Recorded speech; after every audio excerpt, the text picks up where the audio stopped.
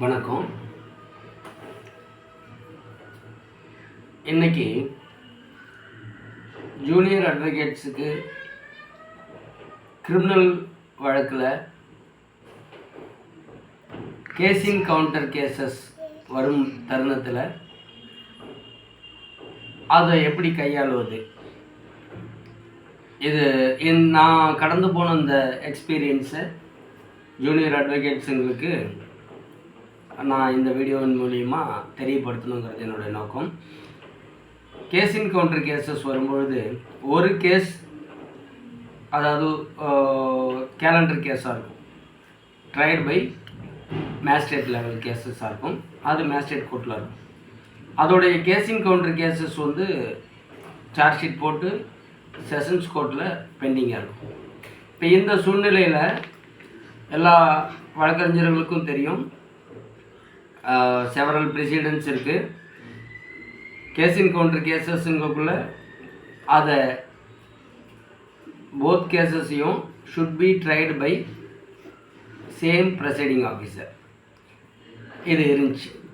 அப்போது இந்த மாதிரி சூழ்நிலையில் முன்னாடி நம்மளுடைய முன் தீர்ப்பு வழக்குகளின் வழிகாட்டுதலின் படி என்ன பண்ணுவாங்கன்னா, மேஜிஸ்ட்ரேட்ஸ் 323 கமிட்டல் பண்ணி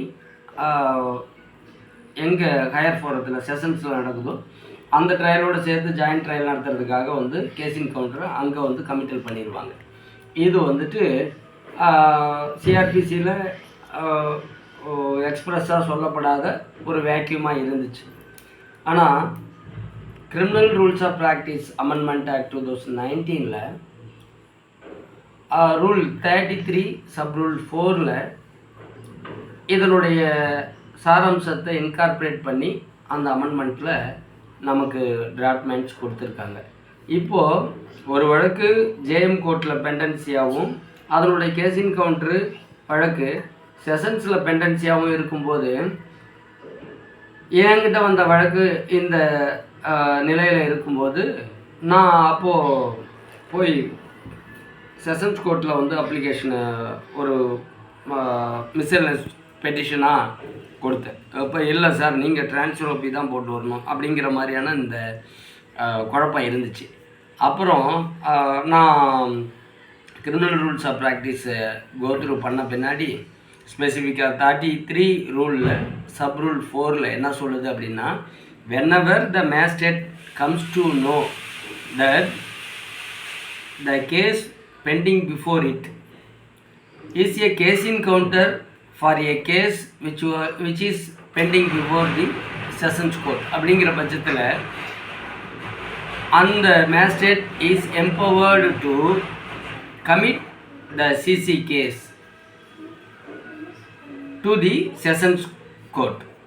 எந்த கோர்ட்டில் செஷன்ஸ் கோர்ட்டில் கேஸின் கவுண்டர் பெண்டிங்கோ அந்த கோர்ட்டுக்கு இந்த வழக்கை கமிட் பண்ணி அனுப்பி அவங்க ட்ரையல் நடத்துறதுக்கு அனுப்பலாம் அப்படிங்கிறதுக்கு facilitation rules of practice 2019 amendment ஆக்டில் இருக்குது. இதுபோல் ஒரு கேஸ் செஷன்ஸ் கேஸில் இருந்து, அதாவது என்னுடைய கிளைண்ட்டுடைய கேஸ் செஷன்ஸ் கேஸில் இருந்துச்சு, அதனுடைய கேஸின் கவுண்டர் எதிரிகளுடைய வழக்கு மேஜிஸ்ட்ரேட் கோர்ட்டில் இருந்துச்சு.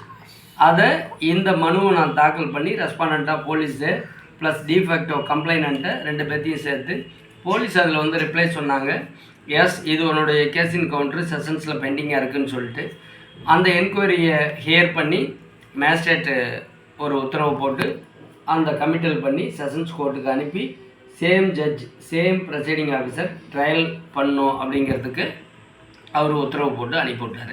இதை இளம் வழக்கறிஞர்களுக்கு என்னுடைய ஒரு கருத்து பரிமாற்றமாக நான் இதை சமர்ப்பிக்கிறேன். உங்களுக்கும் இதே மாதிரியான ஒரு வழக்கு வரும் பட்சத்தில் இந்த ப்ரொவிஷனை நீங்கள் இன்வோக் பண்ணி பயன்பெறுவீங்கன்னு நான் நம்புகிறேன். நன்றி, வணக்கம்.